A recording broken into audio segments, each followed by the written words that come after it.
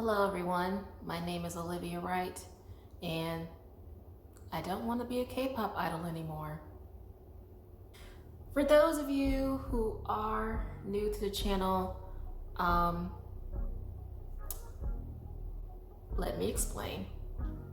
First of all, before I do, thank you for coming to my channel, coming to this video.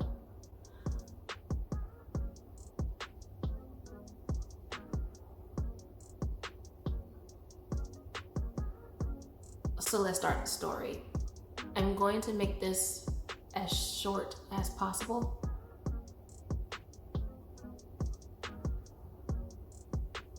Yeah, so let's do it. So back in 2018, I left my small town in South Carolina to move to an even smaller town in South Korea to pursue my childhood dream of becoming a K-pop idol. And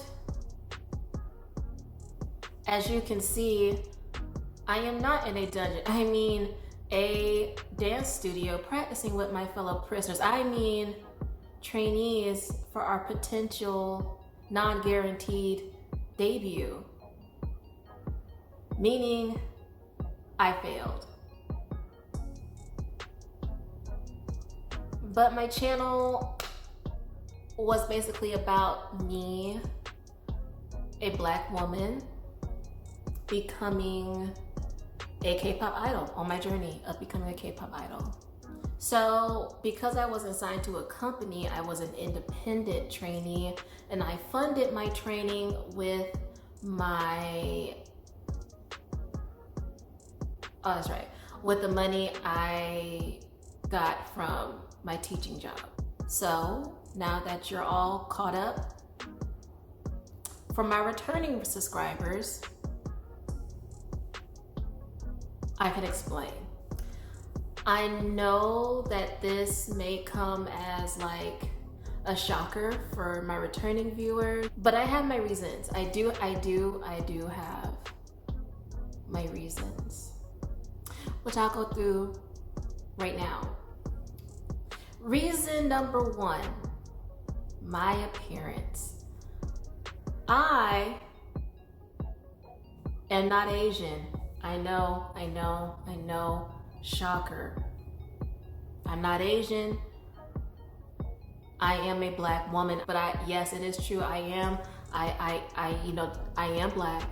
So because I'm Black and not Asian, particularly not Korean either, I know, shocker, it made it a little difficult for me. I'm not going to say that it was a disadvantage. It's an advantage and a disadvantage, because advantage because I stand out, disadvantage because I stand out. And there also is a possibility that they could have not picked me because I suck. Number two, my age. I was born in April 25th, 1994. So I'm older than Jin Young, but I'm younger than Jackson and Suga, which is a disadvantage in the K-pop industry, because nowadays, I'm 26. A lot of the people my age who are K-pop idols or were going to be K-pop idols are either already K-pop idols or have given up on those dreams. And on top of that, the auditions nowadays, the age, like the year, like the cutoff year is 2001.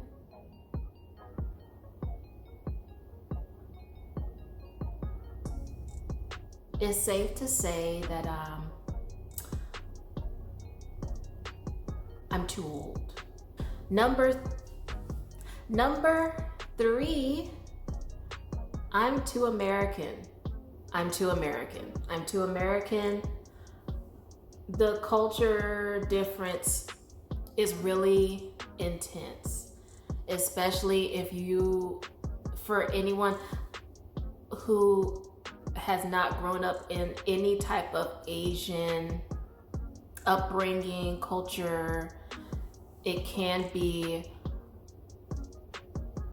a little difficult for you to adjust to that culture if you're not familiar with it.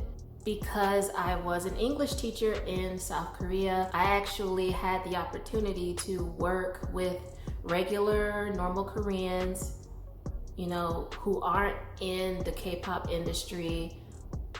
They are just regular, everyday Koreans working their regular, everyday jobs.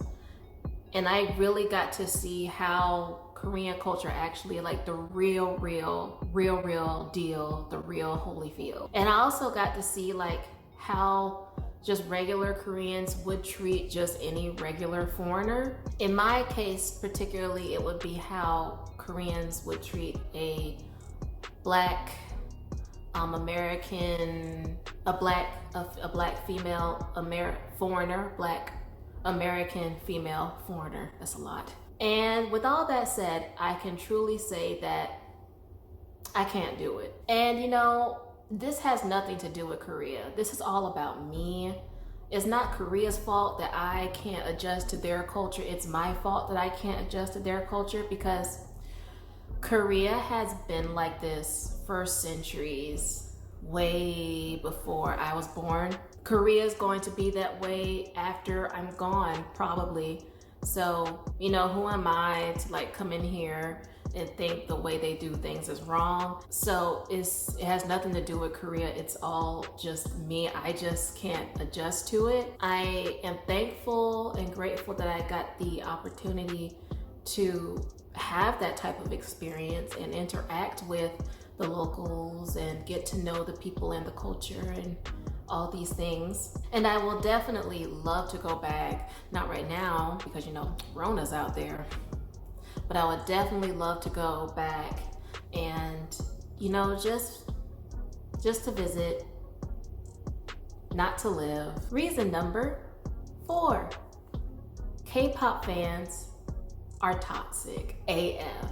As someone who is non-Asian, and my dream was past tense to become a non-Asian K-pop idol, I've seen the way y'all tear these people apart. Y'all even tear, and it's not just non-Asian K-pop idols, it could be any K-pop idol. Like even like the Korean or the Asian K-pop idols, y'all come for their necks. It's ridiculous. It's absolutely ridiculous. Even when I started my YouTube channel, nobody knows about this, but I had a YouTube channel prior to this that I started in 2011. I was doing K-pop dance covers, and that was the main theme of that channel. And even then, back in 2011, y'all were ruthless. I mean, granted, there were also some of y'all that were very supportive, and I thank you from the bottom of my heart. They do. But the rest of y'all, wow. So like, if I got that much hate at such a really tiny scale, imagine how much hate I would have gotten if I actually debuted in like an actual K-pop like group. It would be brutal. It would be so brutal. Reason number 5, K-pop just isn't as satisfying as it once was for me anymore. When I was younger and I first got into K-pop around 2010, it was my everything. I loved K-pop. It was my life. But nowadays, it's just not the same for me personally. I mean, I still like K-pop. I do. I still like some K-pop, but it's just not as interesting or exciting for me as it once was when I first got started. And the last reason number 6, this is the most important, this is like the main reason why I will never want to become a K-pop idol. And that reason is, drum roll please, I don't like how K-pop companies treat their idols / artists. I've been a K-pop fan for 10 years now, and I've had the opportunity, the chance to see how the companies, these Korean entertainment companies, treat their artists, their idols. And I can say that these companies don't see their artists as humans. Like, they see them more as products that they can just use and just throw away when they're at their disposal, when they're like just finished with them. And to me, that's so wrong. They have sacrificed their youth, their childhood, you know, relationships, like friendships, dating, their own freedom. Basically, they sacrificed their freedom to pursue this dream, and they gave all of that to their company, hopefully that the company would also put in the same energy as they did to get to their company. And the way their companies just kind of, once they've used them and, you know, gotten all of the energy they possibly can and the money that they possibly can out of these artists, they just throw them away like an old toy that they don't want to use anymore, or like clothes that they're just tired of wearing. And to me, that's so sad, because you shouldn't be allowed to treat people like that. That's so wrong, that these children, literal children, give their livelihoods to you, and you just literally treat them like trash. You treat them like trash. Personally, I don't want to put my career, something that I love, in the hands of someone or a group of people, regardless, who just don't cherish or respect it like I do. I don't want to put my health, my freedom, my career basically in the hands of somebody who could literally does not give 2 fucks about it. And there you have it. That's it. Those are my reasons why I no longer want to be a K-pop idol anymore. I've had this feeling since 2019, but the reason it took me so long to make this video is because it was very hard. I didn't know how to put my feelings into a video like this. I didn't know how I was going to tell you guys that I did not want to be a K-pop idol anymore because this has been my dream for so long, and I have been chasing this dream for so long, and I brought you guys on the journey with me, but now that is no longer my dream. And the reason why it took me so long is because I didn't want to disappoint you, and I didn't want to discourage you or anything from you wanting to pursue your dreams as K-pop idols. Because if you want to audition, I still think you should audition, you know, for your own experience, you know, for your own journey. I think you should. I definitely think you should. If you still want to pursue this dream, then I think you definitely should pursue this dream. And with that being said, I want to change up this channel, and I want to take it in a new direction. This channel used to be entirely about K-pop, but that's because my entire life was about K-pop. But now that my entire life is no longer about K-pop, I want to make space on this channel for my new current life and my new current interests and things that I want to pursue. I still would love to talk about K-pop every now and then because, again, I still like K-pop, but I just won't talk about it as much as I used to. I now want to share different sides of myself.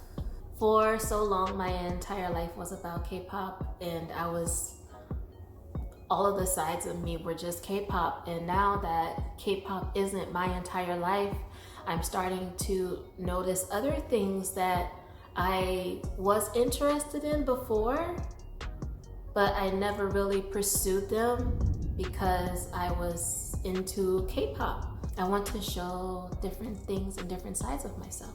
And because of this quarantine, I now have the opportunity to explore those other interests that I've been interested in for a while, and I want to share those interests with you guys.